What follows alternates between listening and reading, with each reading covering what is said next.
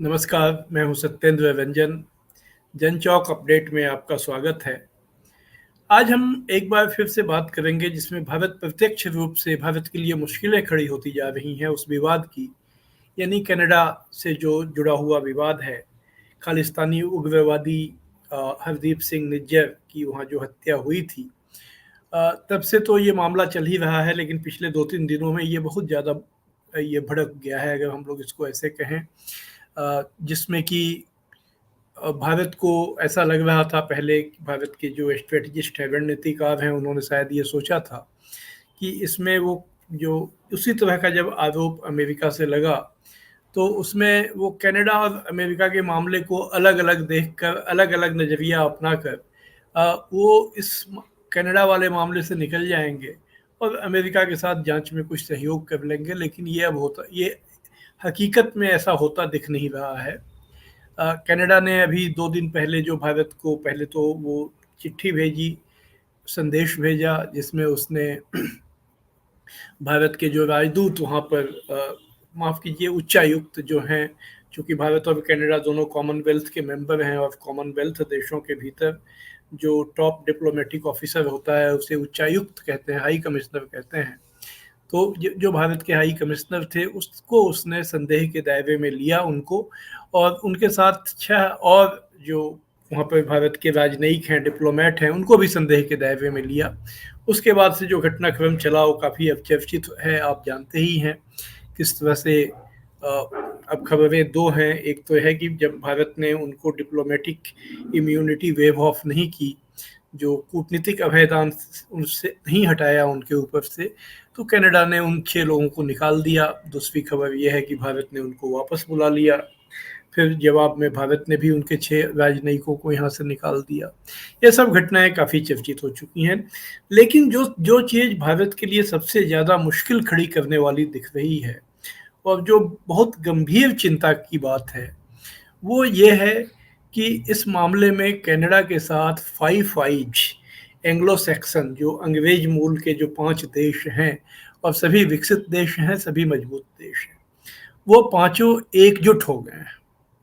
उन्होंने साफ-साफ कह दिया है भारत से कि कनाडा जो कह रहा है आप उसको गंभीरता से लीजिए और उसकी जांच में सहयोग कीजिए। ये बात पहली जब आई जब कनाडा की तरफ से, उनकी पुलिस की तरफ से प्रेस कॉन्फ्रेंस में कई गंभीर आरोप लगाए गए। उसमें जो भारत का एक अंडरवर्ल्ड है, ओवरवर्ल्ड है, पता नहीं, जो भी जो भारत का एक क्रिमिनल गैंग है, बिश्नोई, लॉरेंस बिश्नोई, उसका नाम लिया गया।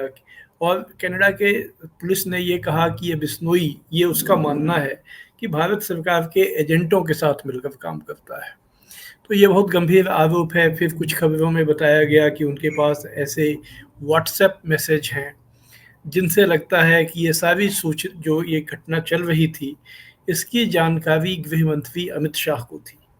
अब ये सारी चीज़ें इतनी ज़्यादा पेचीदा हो गई हैं।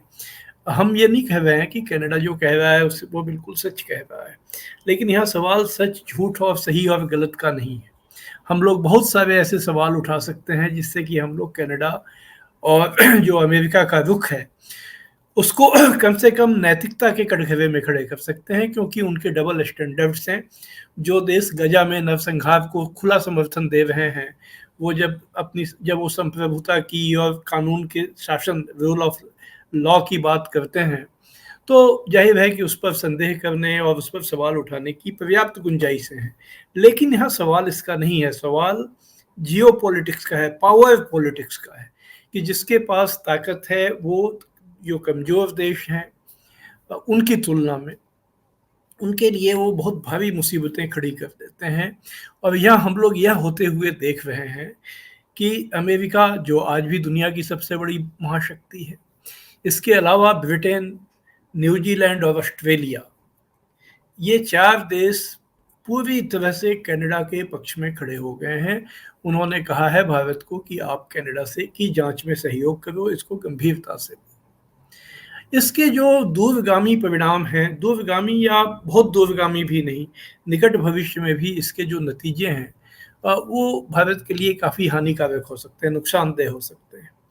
और इसीलिए जब कल इस मामले में जयराम रमेश जो कांग्रेस के महासचिव हैं, उन्होंने जो ये बयान जारी किया, उससे देश में बहुत से लोग सहमत होंगे। जयराम रमेश ने सरकार से मांग की है कि वो तुरंत इस मामले में विपक्षी दलों की बैठक बुलाए, जिसमें संसद में दोनों सदनों में जो पार्टियों के लीडर हैं उनको बुलाया जाए, जिन पार्टियों का रिप्रेजेंटेशन नहीं है उन पार्टियों के लीडर्स को बुलाया जाए और एक व्यापक सर्वदलीय बैठक में इस सवाल पर चर्चा की जाए। जयराम रमेश ने कहा है कि ये स्थिति जिस तरह से बिगड़ रही है, उससे तनाव और बढ़ने की गुंजाइश है और उसमें भारत की अंतर्राष्ट्रीय छवि दांव पे लगी हुई है। और सिर्फ छवि का सवाल नहीं है, जब कनाडा की विदेश मंत्री जो भारत पर प्रतिबंध लगाने तक के संकेत देने वाली बातें कह रही हैं, और उन्होंने पहले कहा था कि हम इस मामले में भारत पर दबाव बनाने के लिए 5 आइज के पास जाएंगे और G7 के पास जाएंगे। 5 आइज का तो पूरा समर्थन उनको मिल गया। अब G7 में तो 3 देश यही हैं जो इसमें शामिल हैं, बाकी जो 4 देश हैं वो सभी अमेरिकी खेमे के देश हैं। वो जब अमेरिका जो चाहता है उसके खिलाफ जाएंगे, ये सोचने की कोई इस उम्मीद की कोई आधार नहीं है। वो बाकी देश हैं, जर्मनी है, फ्रांस है, इटली है और जापान है। और ये सभी के बारे में हम लोग जानते हैं कि इनका स्टैंड आमतौर पर वॉशिंगटन के साथ मिलकर ही चलता है। तो इसलिए ये मामला गंभीर है। अगर जयराम रमेश और CPM ने भी ये मांग की है कि सरकार इस मामले में सर्वदलीय बैठक बुलाए, तो सरकार को इस बात को सुनना चाहिए। सरकार को तुरंत इस मामले में सर्वदलीय बैठक बुलानी चाहिए। उसके पास जो भी तथ्य हैं वो विपक्ष के नेताओं को से साझा करनी चाहिए। इस मामले में सरकार का ठोस स्टैंड क्या है, क्योंकि अभी तक स्टैंड तो कनाडा के मामले में गर्म है, अमेरिका के मामले में नरम है, जबकि आरोप दोनों में एक जैसे हैं।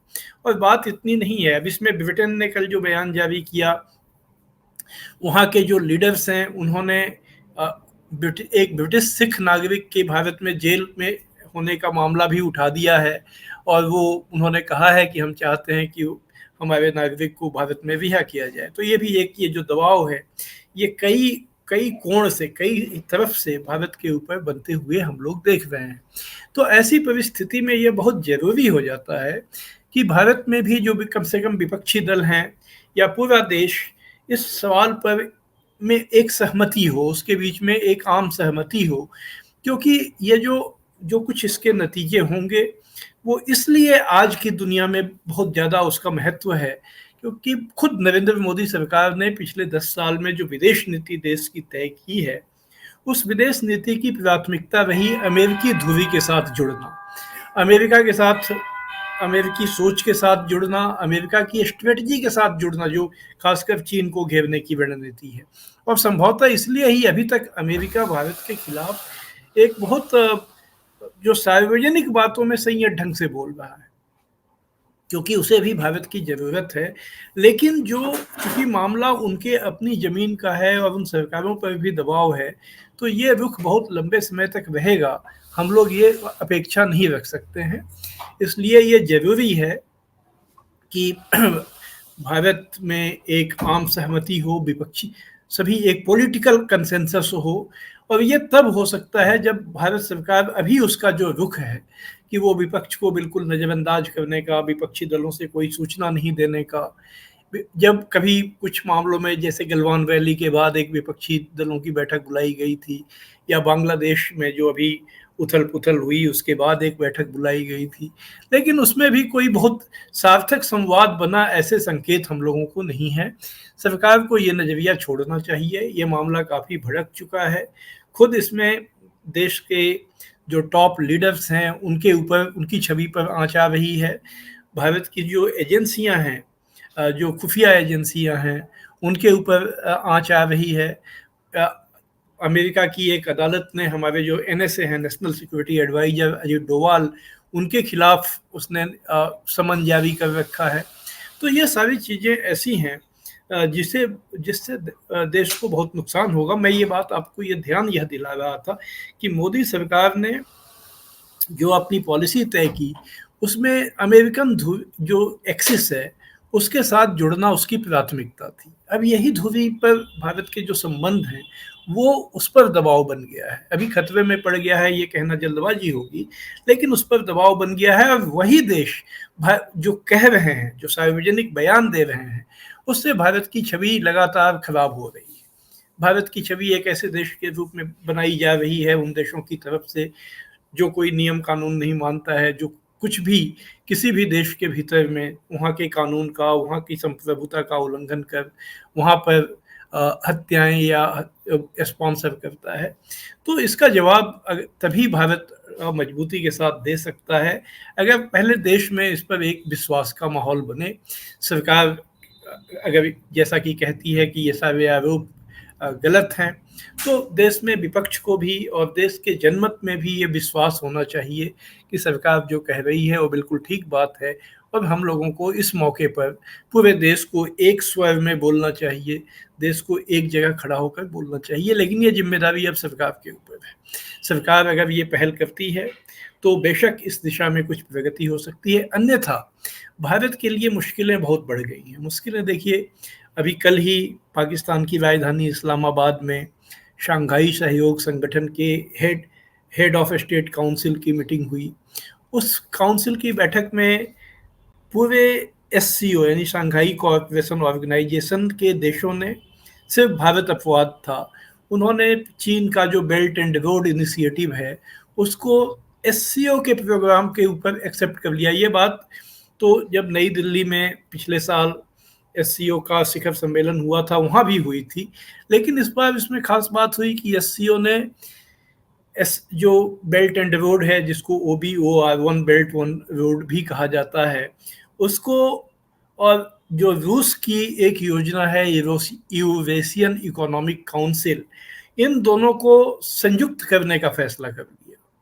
इसके अलावा उन्होंने कहा कि Eurasian economic union, belt and road initiative और आसियान, ये सारे देश, ये जो पूरा एक ग्रेटर यूरेशिया, यूरोप और एशिया का ये हिस्सा मिलकर वो इनके डेवलपमेंट की प्लानिंग करेंगे। कई आसियान से जुड़े हुए देश, कंबोडिया वगैरह के लीडर भी वहाँ आए हुए थे। तो यह जो एक पूरी प्रक्रिया वहाँ देखने को मिली, भारत ने, चूंकि Bharat belt and road initiative के खिलाफ है, इसलिए कि ये जो प्रोजेक्ट है वो जो पाकिस्तान के कब्जे वाला कश्मीर है, जिस पर भारत का दावा है कि भारत की राय है कि वो हमारा हिस्सा है, वो उससे गुजरती है। जब ये फैसला किया गया था तो भारत से कोई सलाह मशविरा नहीं किया गया था। तो ऐसी परिस्थिति में भारत को अगर उस पर एतराज है तो उस बात को समझा जा सकता है। लेकिन दिक्कत ये है कि भारत ने अपना एतराज जताया, जैसा वो हर बार जताता है, उसका कोई असर नहीं हुआ। वहाँ पर उन देशों ने फैसला कर लिया। अब वो बेल्ट एंड रोड और यूरेशियन इकोनॉमिक यूनियन एक साझा प्रोजेक्ट के रूप में आगे बढ़ेंगे, जिसमें पूरी पश्चिम एशिया और जो सेंट्रल एशिया के देश हैं वो सभी उसके पार्ट होंगे। तो भारत वहाँ भी, चूंकि इस खेमे के साथ तो भारत का दुराव चल ही रहा है चीन के साथ खराब संबंधों के कारण, और इसी बीच अगर पश्चिमी खेमे के साथ भी, जिससे संबंध बनाने में भारत ने अपनी बड़ी ऊर्जा लगाई है, बहुत ही उसमें एक नीति तय की गई मोदी जी के समय में, भारत क्वाड का मेंबर बना, ये सब उसी का पार्ट है। अगर वहाँ पर भी भारत को इस तरह की मुश्किलें झेलनी पड़ती हैं, जैसा कि निज्जर और पन्नू के मामले में हो रहा है, तो फिर भारत के लोगों के लिए ये सोचने का गंभीर मुद्दा होगा कि भारत फिर दुनिया में किसके साथ खड़ा है, कैसे खड़ा होगा। भारत की छवि, आखिर दुनिया में आप अकेले तो नहीं चल सकते। तो ये सारे सवाल हम लोगों के बीच में, हम लोगों के सामने हैं। इसलिए सबसे पहले कदम के तौर पर भारत सरकार को कांग्रेस और CPM ने जो डिमांड किया है उसको सुनना चाहिए। उसे एक सर्वदलीय बैठक बुलानी चाहिए। वहाँ बिल्कुल साफ दिल से जो भी तथ्य हैं और सरकार का जो स्टैंड है उसे वहाँ रखना चाहिए। कोशिश ये करनी चाहिए कि सभी दलों के बीच में एक आम सहमति बने, और जब ये जो राजनीतिक दल हैं ये देश की व्यापक जनमत की नुमाइंदगी करते हैं, अगर उनके बीच में आम सहमति बनेगी तो देश में भी एक भरोसा पैदा होगा, और फिर उस भरोसे के बदौलत भारत अभी जो सामने चुनौती आई है इसका बेहतर मुकाबला करने की स्थिति में होगा। फिलहाल भारत के लिए मुश्किलें बढ़ती हुई नज़र आई हैं। अगर अमेरिका और ब्रिटेन, कनाडा जैसे मजबूत देश, ऑस्ट्रेलिया, न्यूजीलैंड एक जगह लामबंद हो गए हैं और वो जो रुख ले रहे हैं वो भारत के खिलाफ है, तो इसके महत्व को और इससे जो समस्याएं पैदा हो सकती हैं, चुनौतियां आ सकती हैं, ये किसी के लिए भी समझना बहुत आसान है। तो हम फिर आएंगे आपके पास जब किसी नए विषय पर या इसी विषय पर कुछ जो अपडेट होगा उसको लेकर। आज बस इतना ही। आप सबको मेरा नमस्कार।